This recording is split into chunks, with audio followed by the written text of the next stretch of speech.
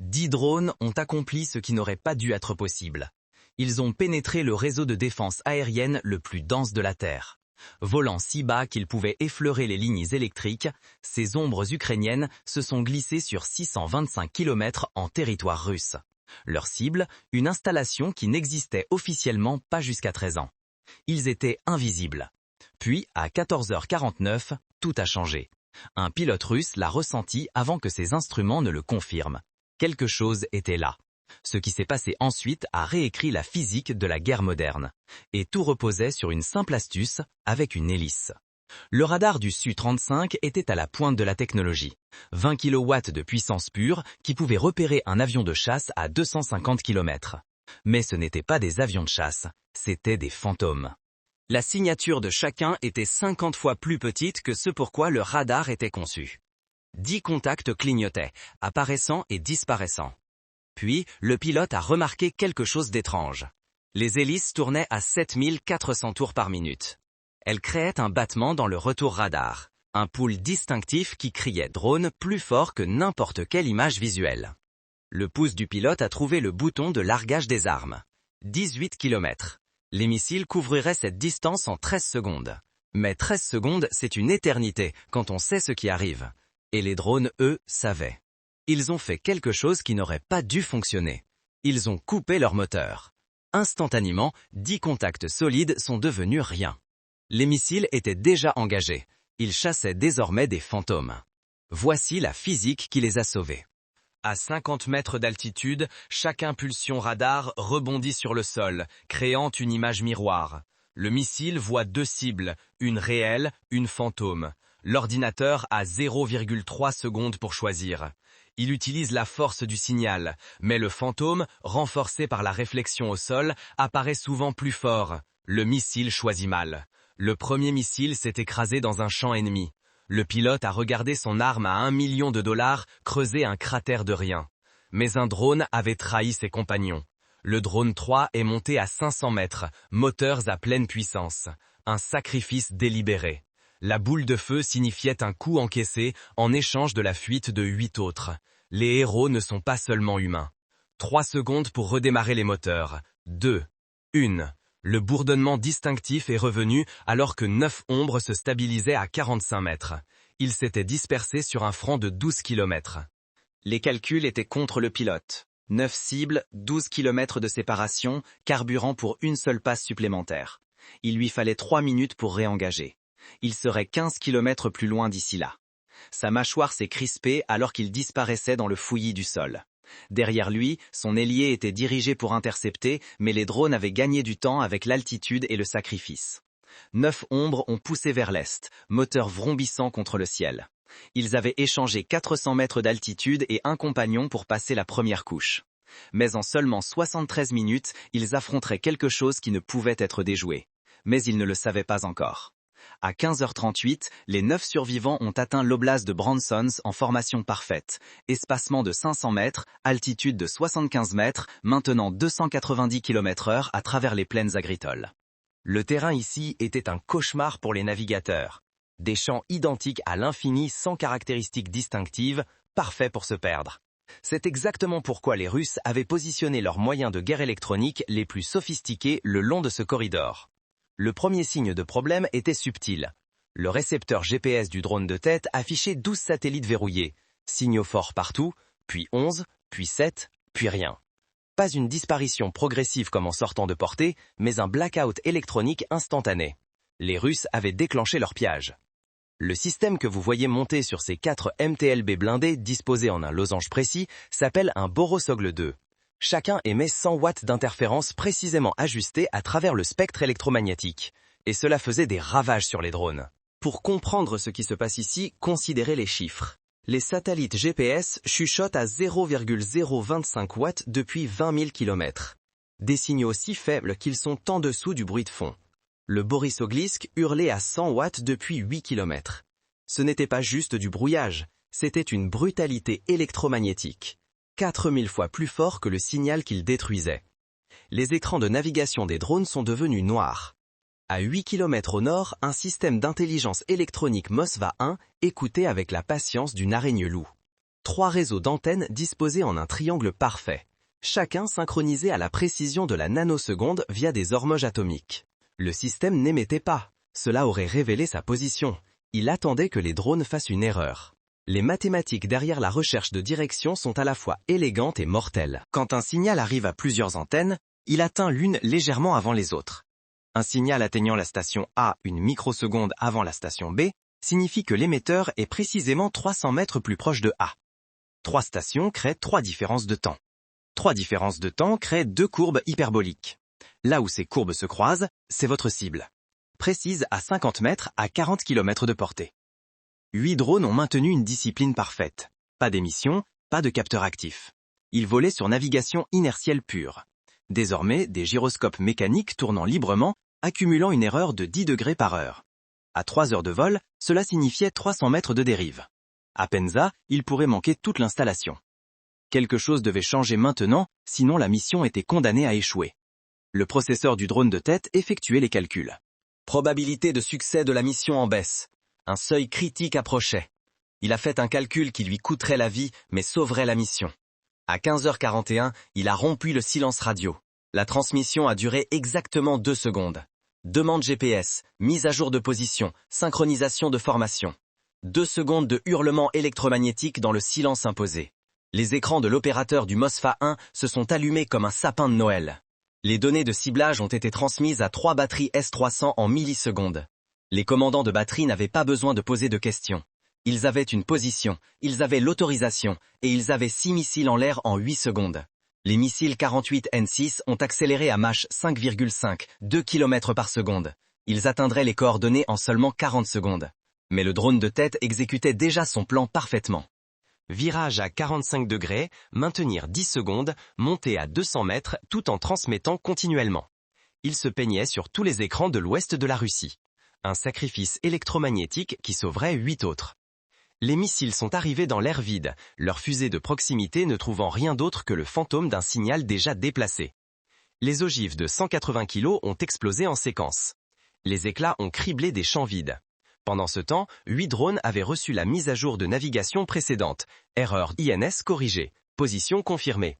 Ils ont poussé vers l'ERT en silence radio parfait, tandis que leur leader volait vers le nord, transmettant continuellement, attirant tous les missiles de l'oblast. Les opérateurs du MOSA 1 regardaient leurs écrans avec frustration. Une cible brillante se déplaçant vers le nord, diffusant comme un phare. Mais ils savaient qu'il y en avait eu d'autres. Le silence électromagnétique de l'Est était trop parfait, trop délibéré. Derrière eux, 6 missiles supplémentaires ont trouvé le drone de tête, puis 4, puis 12. Les Russes ne prenaient aucun risque avec l'appât. L'opérateur a regardé le signal disparaître dans une explosion de parasites.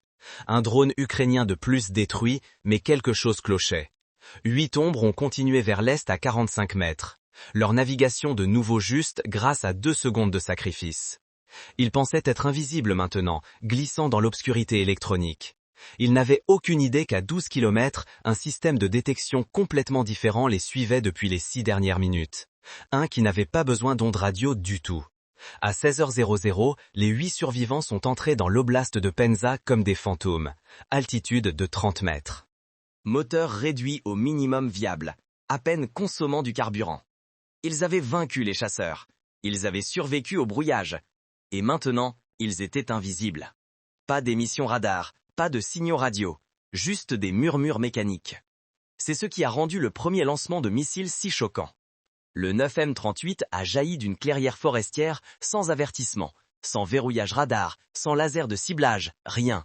Juste le rugissement soudain des moteurs de fusée et la terrible certitude que, d'une manière ou d'une autre, les Russes savaient exactement où ils étaient. Le système que vous voyez ici s'appelle un système de reconnaissance acoustique 1B75 pénicilline, et il écoutait depuis les 12 dernières minutes. Conçu à l'origine pour localiser l'artillerie ennemie par le son de leur canon, pénicilline représente un mode de détection complètement différent. 8 microphones disposés en un motif géométrique précis. Chacun assez sensible pour entendre un hélicoptère à 7 km ou un drone à 12 km. Mais il n'écoute pas seulement, il calcule. Le son voyage à 343 mètres par seconde. C'est la clé de tout. Quand le bourdonnement définitif du moteur d'un drone atteint le réseau, chaque microphone enregistre un temps d'arrivée légèrement différent. Le capteur le plus à gauche l'entend en premier, puis 0,03 secondes plus tard le suivant, puis 0,02 secondes après.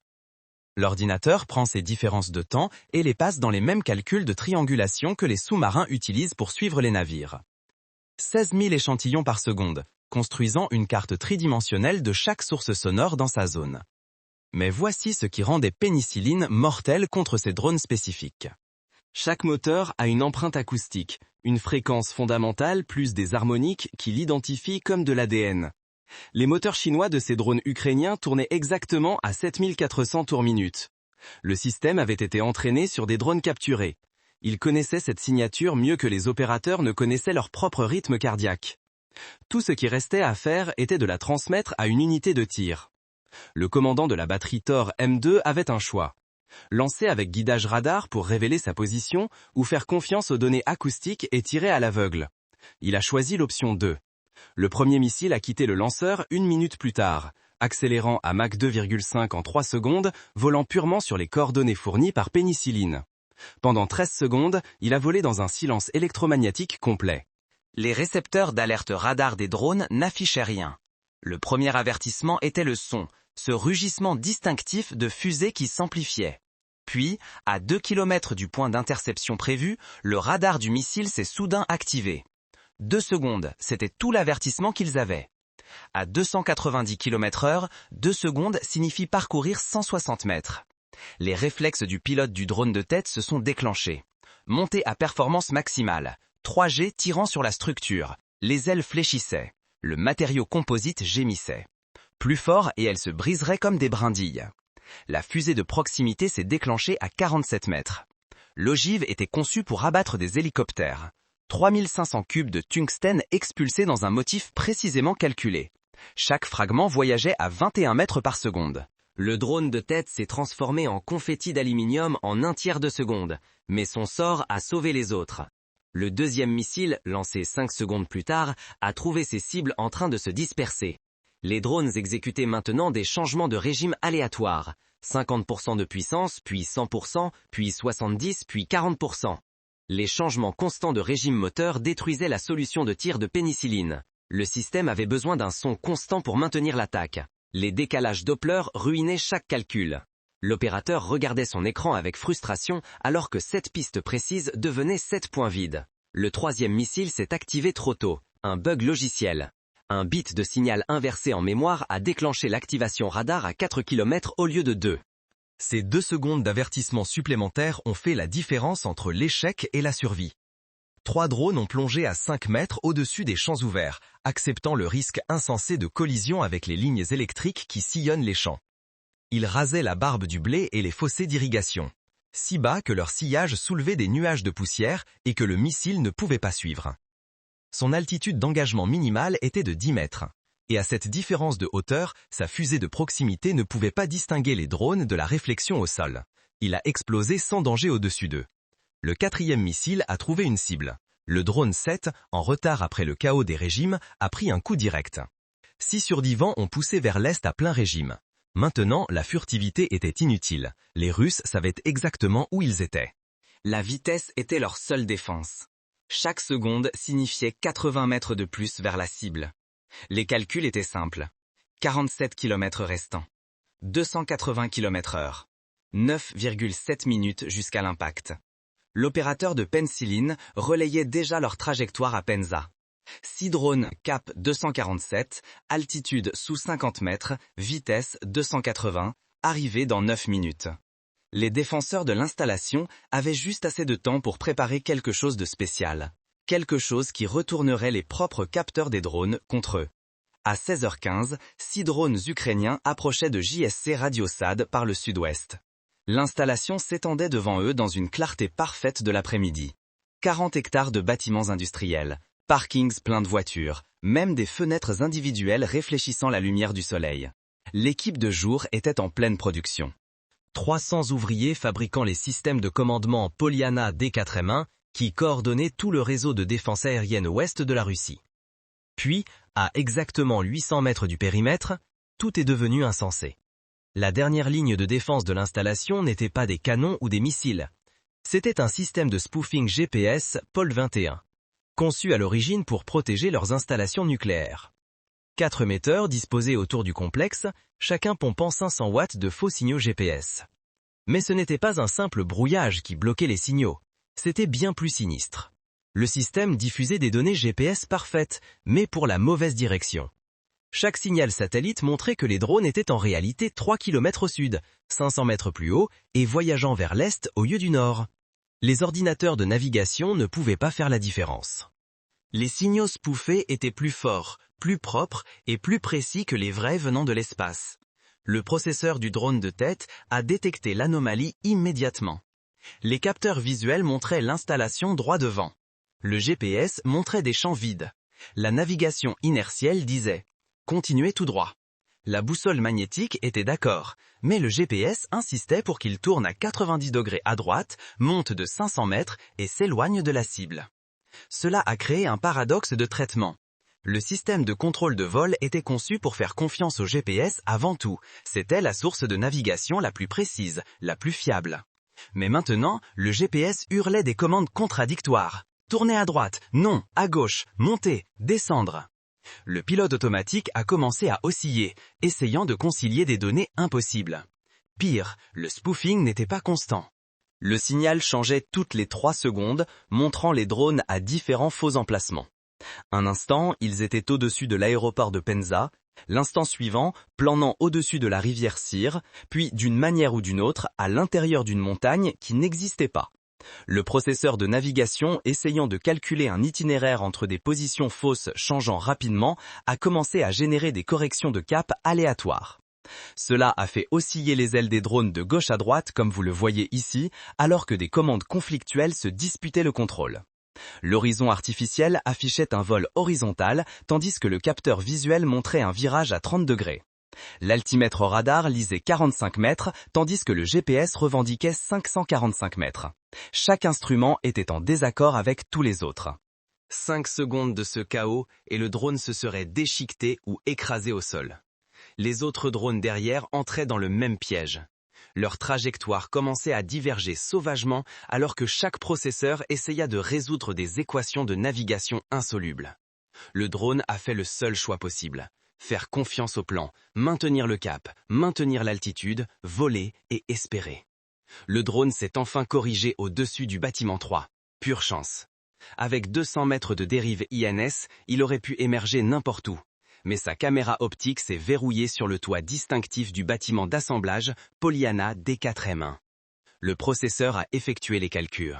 Angle de plongée de 47 degrés, vitesse d'impact de 97 mètres par seconde.